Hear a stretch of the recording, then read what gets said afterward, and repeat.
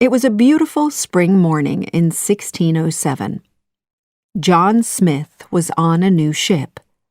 He loved the ocean. He was excited about traveling again from England to the new land for more adventures.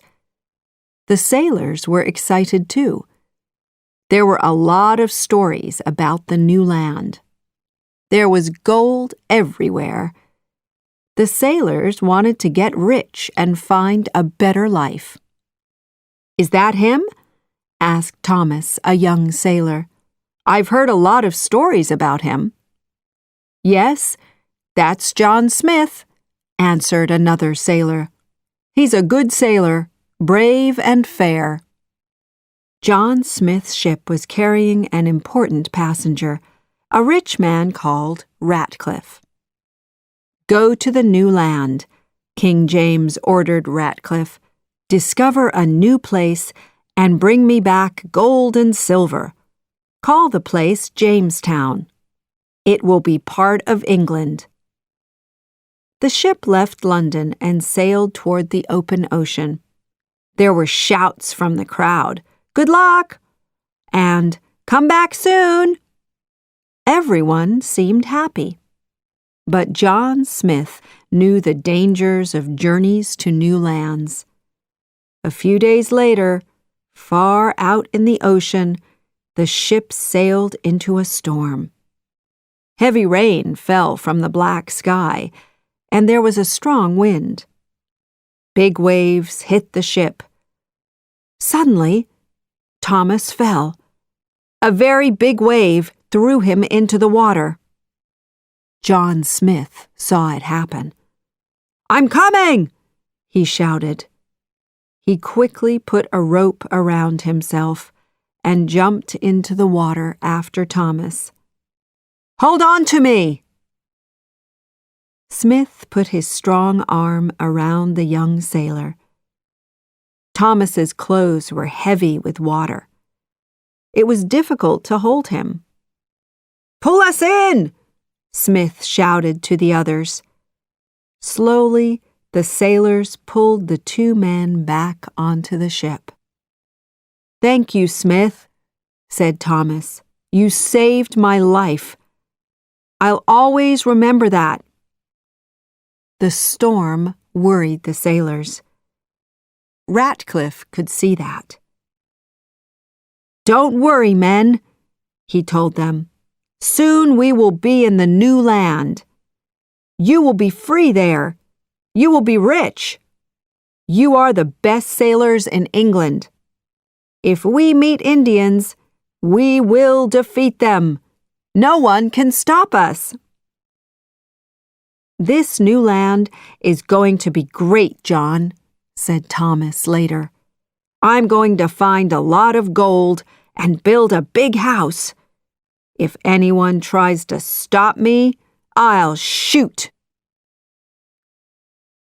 In the new land, Chief Powhatan spoke to his people. "We have defeated our enemy in the north and saved our villages," he said. "Our friends have helped us, and we thank them." "The people are happy again, Chief Powhatan," said old Kikata. "Look at all their smiling faces." "Yes, but where is the smiling face of my daughter Pocahontas? Where is she?" Kikata smiled. "You know Pocahontas. She has her mother's spirit. She follows the wind. It takes her here and there, along the river, through the forest, into the mountains." Pocahontas stood on a mountain top with the wind against her face. She could feel the spirits of the forest with her. She loved this land. "Pocahontas! Pocahontas!" A voice came from far away. She looked down.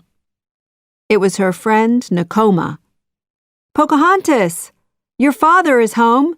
Come down here." Her father was back. Pocahontas was very happy. Then she jumped off a rock into the lake far below and came up near her friend's boat. She spit some water at Nakoma and laughed. "Aren't we too old for these games?" Nakoma smiled. "What were you doing up there?" asked Nakoma. "I was thinking about my dream again. I know it means something." They went back to the village. Chief Powhatan saw his daughter and smiled. "Pocahontas, it's good to see you. Come with me. There's a lot to talk about." They sat down. "Kocoum is the bravest fighter of all our men," the chief said. "He fights with the power of a bear." "He's a very strong man," Pocahontas agreed. "What do you think of him, my daughter?" asked her father. Pocahontas did not want to talk about Kocoum. She wanted to ask her father about her dream. "Father," Pocahontas began, "I often have a dream. I think it's telling me something. Something is going to happen." "Something is going to happen, my child," Chief Powhatan said. "Kocoum wants to marry you." "Kocoum? But father—" "Kocoum will be a good husband. He will look after you." "But father, my dream. I think I have to take another path." "Listen, Pocahontas. You are the chief's daughter. You must take your place with our people." He gave her a necklace. "This was your mother's necklace. She wanted you to wear it at your wedding." Pocahontas went to the forest. "Grandmother Willow, father wants me to marry Kocoum." "And you don't want to marry him?" "My father thinks it's the right path for me. But I often have a dream. I'm in the forest. There's an arrow in front of me. It starts to move around and around, and then suddenly it stops. Well, perhaps the arrow is showing you your path." "But what is my path, Grandmother Willow?" "All around you are spirits, in the earth, in the water, in the sky. Listen to them. Listen with your heart. You will find your path." Pocahontas closed her eyes and listened. At first, there was nothing. Then slowly, she began to hear the spirits of the forest. She could smell animals and leaves and flowers. She could almost taste the water in the river. Then she began to see a picture in her head. "I can see something."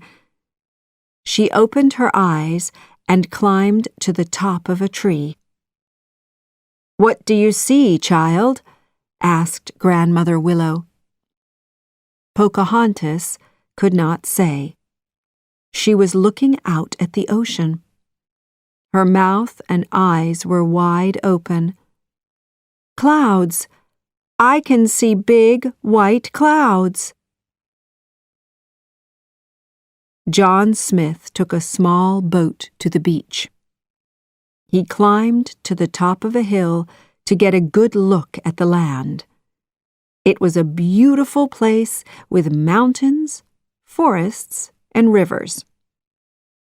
Pocahontas was hiding behind a rock. She could not believe her eyes. All her people had dark hair and dark eyes. But this man had yellow hair and blue eyes, and his face seemed a strange color. His clothes were strange too.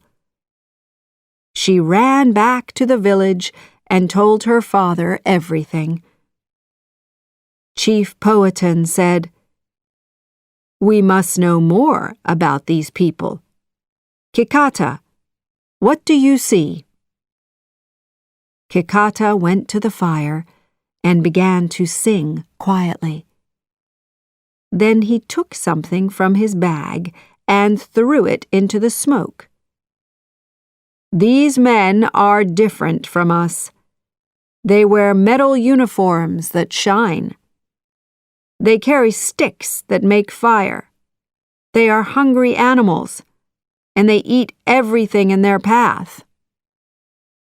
"Chief Powhatan, we will kill these animals," Kocoum said. "No, Kocoum, we do not know how to fight them. Take some men and watch them. Perhaps they are not going to stay." "Go and look for Indians," Ratcliffe said to John Smith. "If you see any, kill them."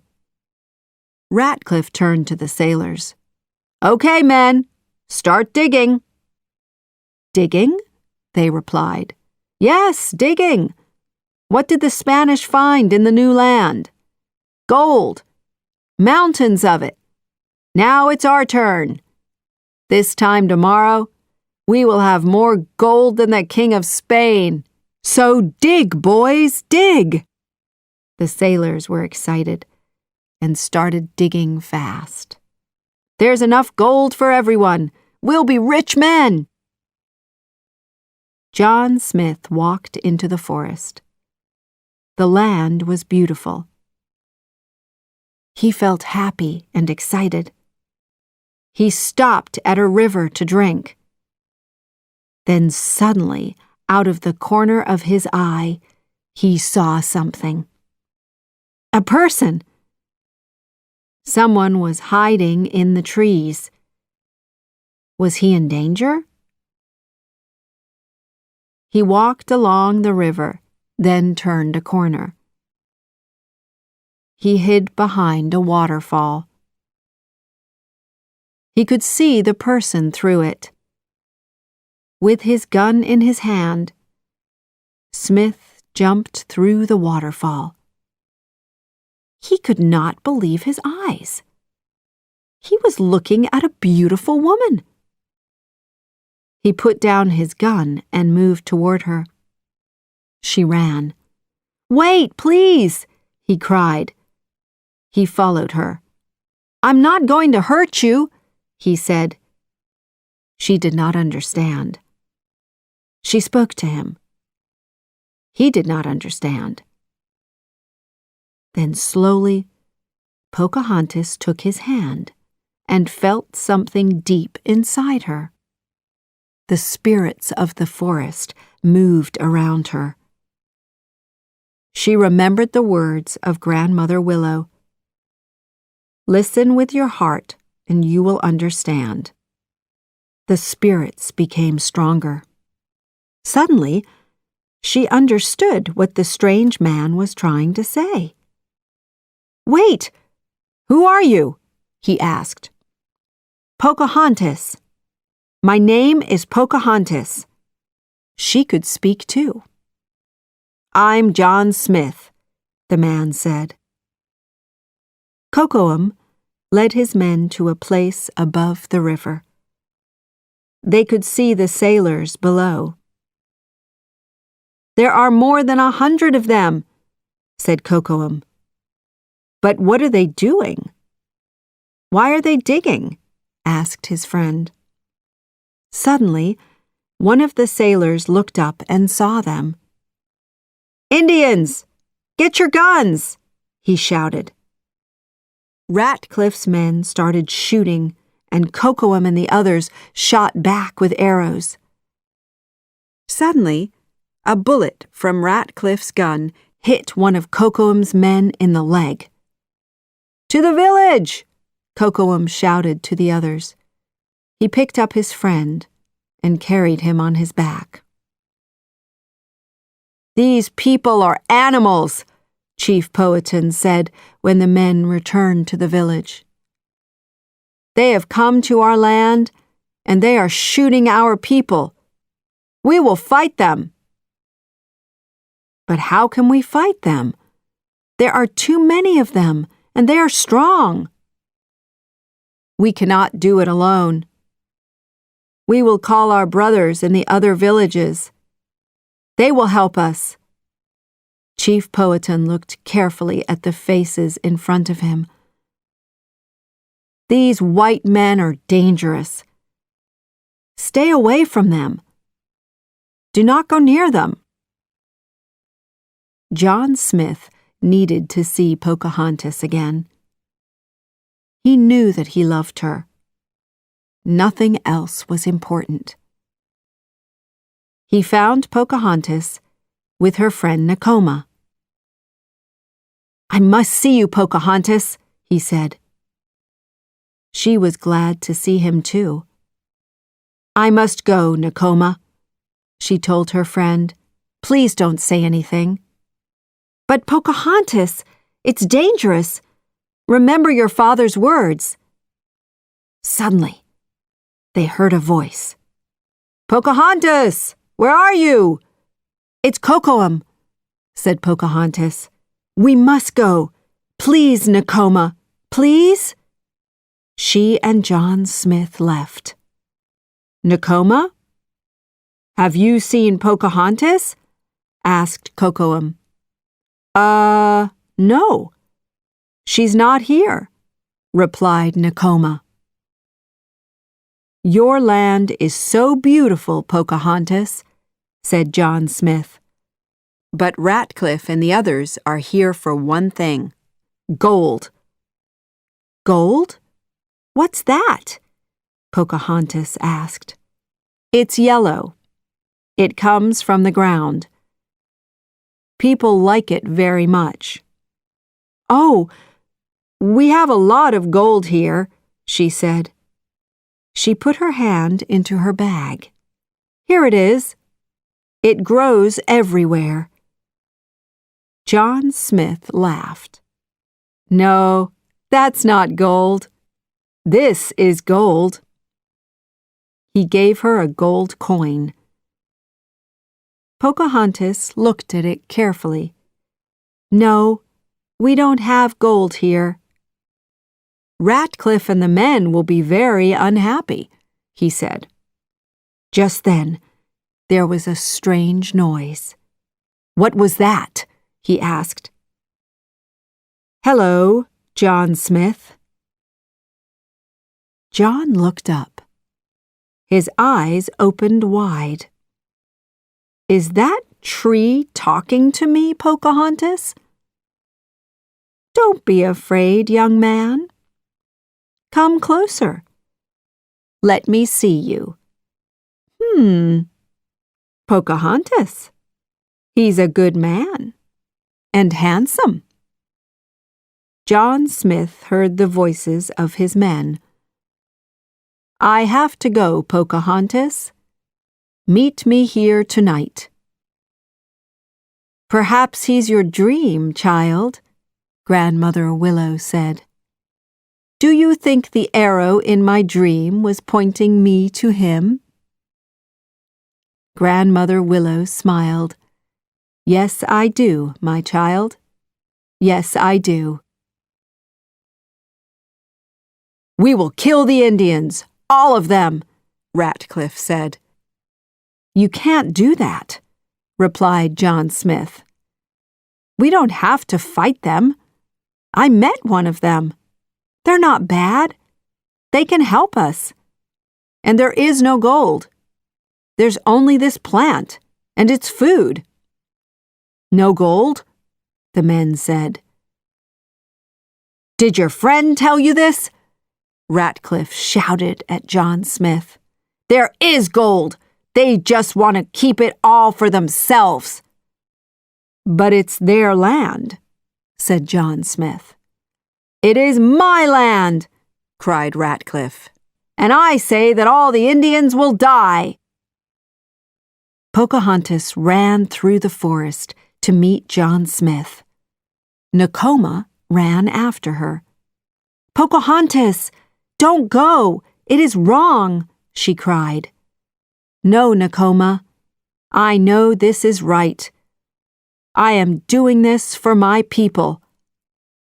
I kept your secret before. I won't do it again," Nakoma said angrily. "I have to do this," said Pocahontas, and she ran away. Nakoma worried about her friend. She had to tell Kocoum. She ran to find him. "Kocoum, it's Pocahontas," she said. "What's wrong?" he cried. "Is she all right?" "I think she's in trouble," said Nakoma. Then she told him everything. That night, John Smith left to meet Pocahontas. Thomas saw him leave. A quiet voice said to Thomas, "Follow him, boy. Do not lose him." It was Ratcliffe. "I want to know everything. And if you see an Indian, kill him." Thomas followed. It was difficult moving through the forest. Then John Smith stopped. Thomas could not believe his eyes. A beautiful Indian woman came out of the trees and walked into John Smith's arms. Now Thomas understood. But he was afraid for his friend. This meeting was very dangerous. "Pocahontas, my men are going to attack your people. You must tell them," John Smith said quickly. "We have to stop this. It will be terrible, and many people will die," she replied. "You must come and speak to my father. That won't help. Talking won't change anything." "Young man," said Grandmother Willow, "sometimes the right path is not easy. You want to be together, so there must be peace between your peoples. All right, let's talk to your father," John Smith agreed. He looked into Pocahontas's eyes, and they kissed. From behind a tree, Kocoum saw the kiss. He jumped out with a large knife in his hand. He shouted loudly and ran at John Smith. He wanted to kill this stranger. John Smith fought hard, but Kocoum was too strong and fast. He threw the Englishman to the ground and held the knife to his neck. Thomas knew that he had to save his friend. He held up the gun and breathed deeply. Then he shot. Kocoum fell to the ground. He was dead. Pocahontas sat in front of Grandmother Willow. "They're going to kill him in the morning." "You have to stop them," replied Grandmother Willow. "Remember your dream." "No, I followed the wrong path. I feel so lost." Suddenly, she saw something. It was shining. It was a compass. She looked at it. There was an arrow. It was moving. "It's the arrow from your dream," Grandmother Willow said. "I was right," smiled Pocahontas. "He is the right path." "It's not too late," said Grandmother Willow. "The spirits will lead you. You know your path, child. Now follow it." In the morning, Ratcliffe and his men marched toward the village to fight the Indians. Chief Powhatan and his men marched toward the river to fight the Englishmen. But first, they wanted to kill John Smith. Pocahontas ran as fast as possible to save John Smith. No, father, stop, cried Pocahontas, and she threw herself over John Smith. If you kill him, you have to kill me too. Daughter, stand back, said Chief Powhatan. No, I love him, father. Her father's mouth fell open. She continued, We must not fight. It is the wrong path. Her father looked around. Perhaps Pocahontas was right. He looked far across the mountains and breathed deeply. There was a sweet smell in the air. He felt the spirits of the forest and the wind. My daughter is right. We have all come here with anger in our hearts. But she is brave and comes with love. We will not fight. Let the stranger go. His men put down their arrows, and the sailors put down their guns. Pocahontas and John Smith kissed. But Ratcliffe was angry. Now, men, shoot them! He shouted. The Englishman did not move. He picked up a gun and pointed it at Chief Powhatan. John Smith jumped in front of Pocahontas's father. There was a loud noise, and John Smith fell to the ground. John! Cried Thomas. You shot him! We'll never listen to you again! Shouted Thomas at Ratcliffe. Take him, men!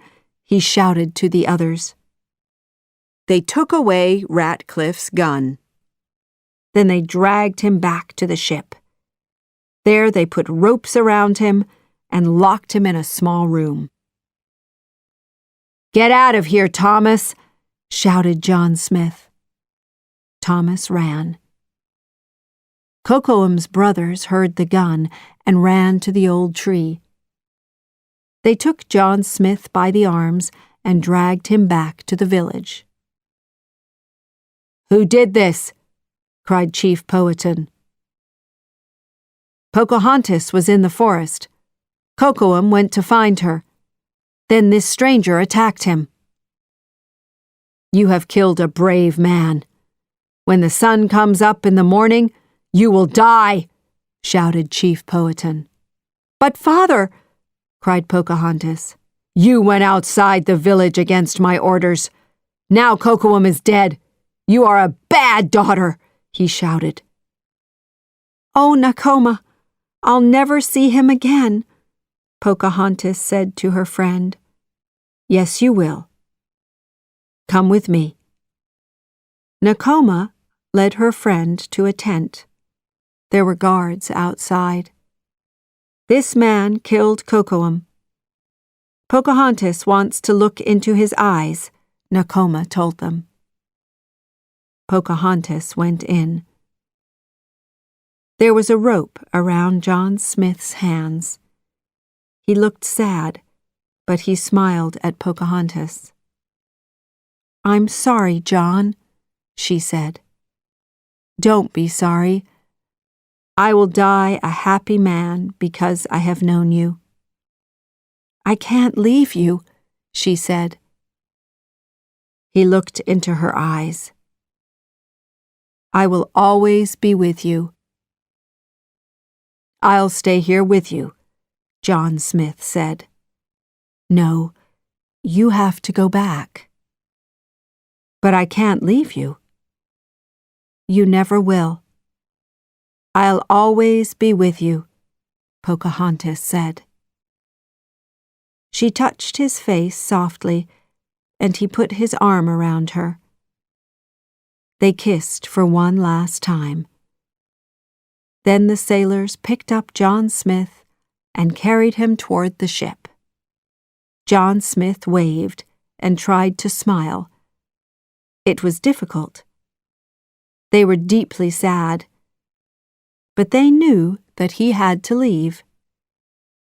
And they knew, too, that she had to stay. The sailors put John Smith into a small boat, and took him out to the ship. Pocahontas and her father watched. Their hearts were heavy because John Smith was leaving. He was a good man and a true friend to his men and to them. The sailors prepared the ship.